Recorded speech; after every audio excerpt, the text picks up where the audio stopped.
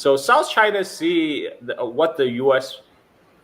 media is not telling you, right now it's a maritime dispute. It's basically a dispute about EEZs, exclusive economic zones between the Philippines and China in South China Sea, and when so U.S. do have Blinken went to the Philippines and he said the U.S. have an ironclad commitment to U.S.-Philippine Mutual Defense Treaty, and he claims the State Department now claims a U.S.-Philippine Defense Treaty covers South China Sea. We stand with the Philippines and stand by our ironclad defense commitments, including under the Mutual Defense Treaty.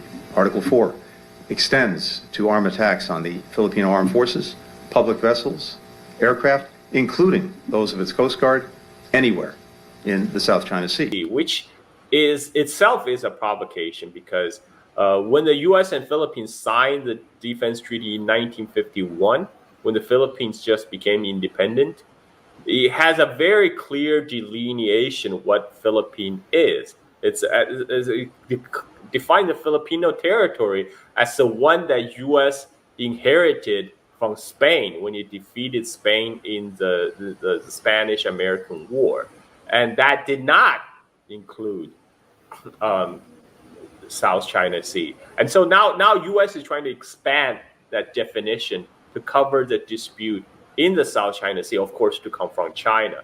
Now, what U.S. mainstream media is not telling you, but which has actually been reported in the Philippines, is that China. So the current hotspot in the South China Sea is this called the second Thomas Shoal in English. It's this set of reefs that would be submerged under the high tide.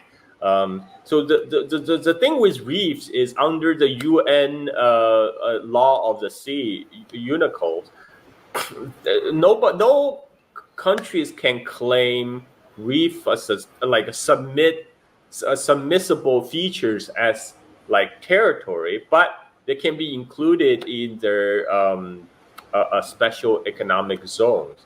And what happened was the dispute dates back to before the Philippines was founded, because after World War II, the Republic of China back then, they drew a 11 dash line around South China Sea, and they sent the U.S. supply warship to enforce their claims. At this time when Chiang Kai-shek was U.S. proxy, so U.S. was perfectly fine with that. U.S. was perfectly fine with Republic of China claiming all the South China Sea features after the Japanese surrender. But then the Chinese Civil War happened.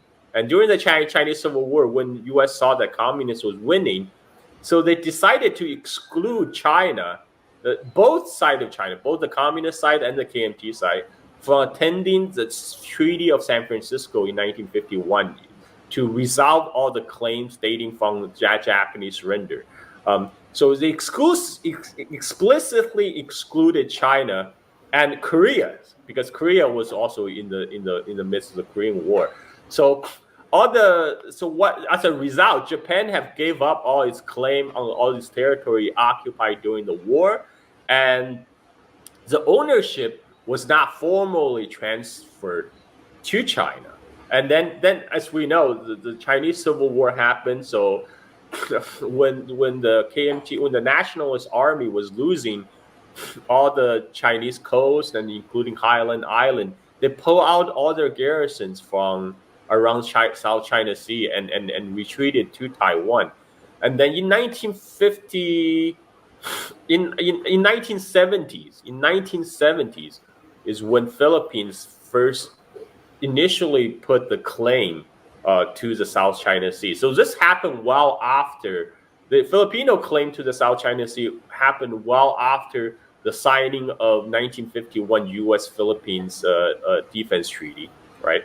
And so this is a new claim, and this has resulted in the dispute between China and the Philippines around the second Thomas Shoal.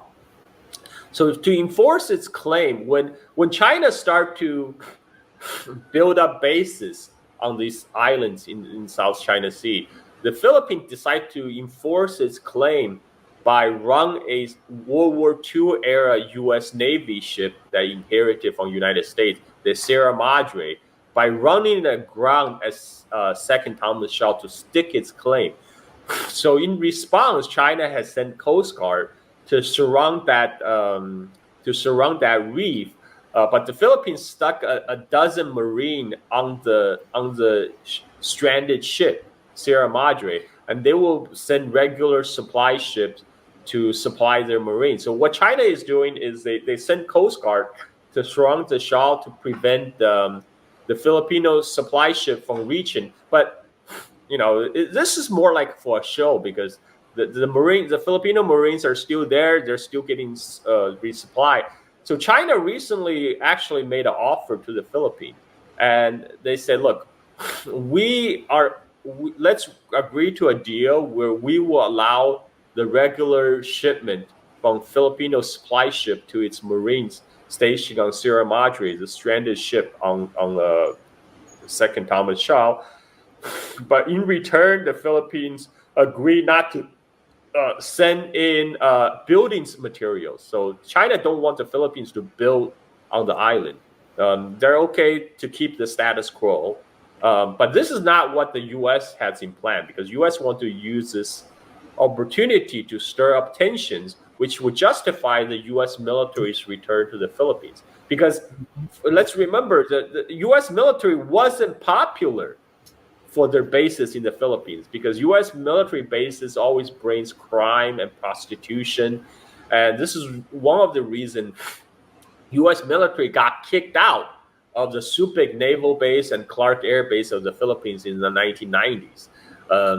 Because at that time, the Filipino parliament says, okay, this is a big cost. We are bearing a big burden. If you want to stay, you have to pay more money.